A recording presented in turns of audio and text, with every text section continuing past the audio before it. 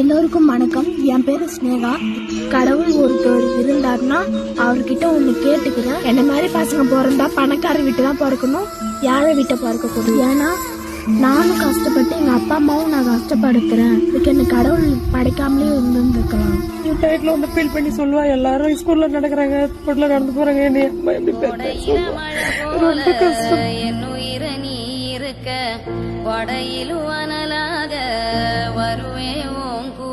கள்ளக்குறிச்சி மாவட்டம்.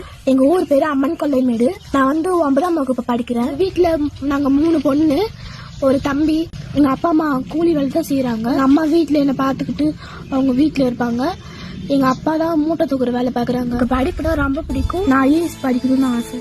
Garage by the side of the road and தக்கா தழுவிலார் என்பதா அவர் எச்சத்தால் காணப்படும் கடைக்கொடிது யார் கோடு செவ்வித ஆங்கோ அண்ணன் வினைப்படுப்பாளால் கொழல்.